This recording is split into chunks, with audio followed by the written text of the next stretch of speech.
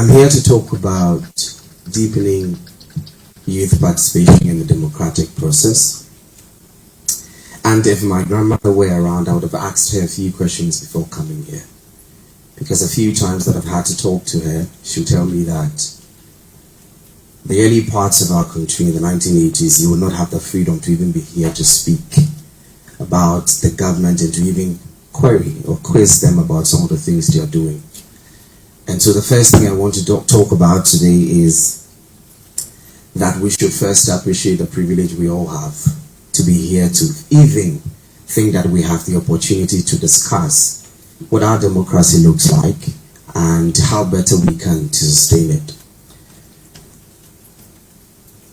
Now, in all parts of the world, everybody is beginning to recognize that the youth are the lifeblood of their various countries. In fact, if you take a look at the statistics that was given by the Ghana Statistical Service, you realize that the youth, which has been defined by the National Youth Policy to be the age of 15 to 35, makes up 73% of our population. And it means that there's never a conversation about our democracy or anything within this country that we should have and we must have that has nothing to do with young people. Every single thing that we want to talk about should fundamentally involve young people right from the start through to the end. Now, the theme for my presentation is quite short, and I say that the sad reality and the solutions. I'm not John F. Kennedy, so I wouldn't say that I should ask what I can do for my country. Knowing that a lot of us as young people and succeeding governments have done very little to help us, I'd rather ask, what can they do for us too as young people? We've always been asking what we can do for our country. I think so many young people have been doing too much. So today I also want to ask them, what can you do for us?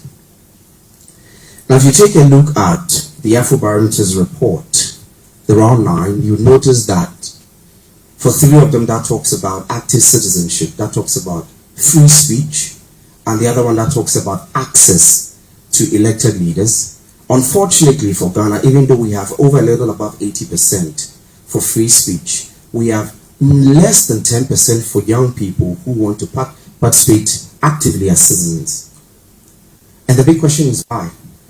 And as I'm here representing many young people, I know that all of them are expecting that I say exactly what is on their minds. If I say something else that is not in tandem or in consonance with what they are thinking, I'm not sure they'll let me out of the room.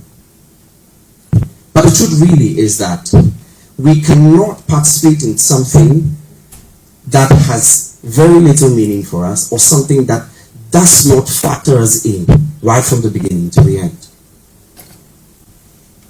There's so many problems that are affecting us. In fact, the Statistical Service report indicates that we have about 14.7% of unemployment rate in the country.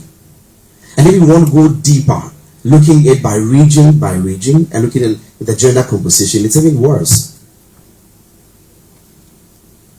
So, deepening youth participation first requires that we identify the struggles that young people are going through, so that if we smoothen the process, it makes it easier for them to be involved. In fact, again, the Afrobarometer report round 9 says that less than 10% of young people in the country have access to their elected leaders. So when I saw the data, I was asking, so what exactly are they representing in Parliament? Because if you have less than 10% of us getting access to the people we have elected, then what concerns are they registering for us in Parliament? And what are they saying on our behalf? If you look at the electoral report, we have voted, in fact, the voter population consists a lot more of young people.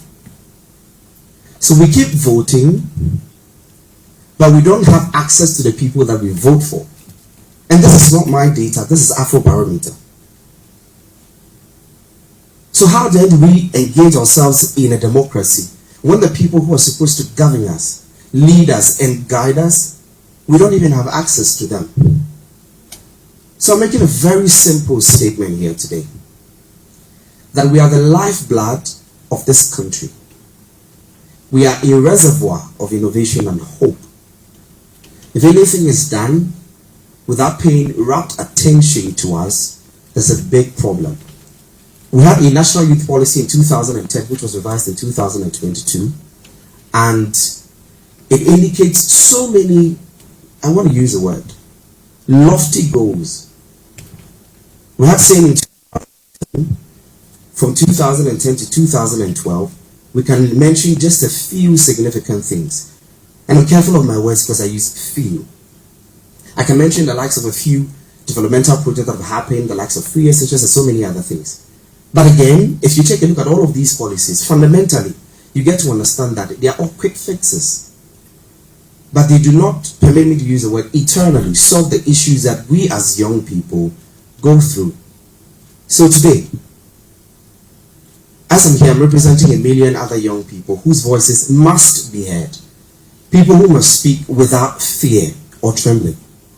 People who need us to improve the state of our economy, the state of our education, quality education. We can only demand for better if we know what we are asking for.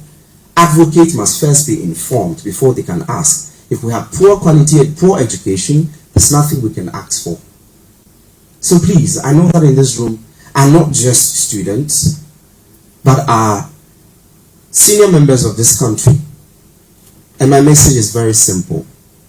I quote Kofi Annan and say that. He says that, my friend, no one is born a good citizen. Right? And no country is born a democracy.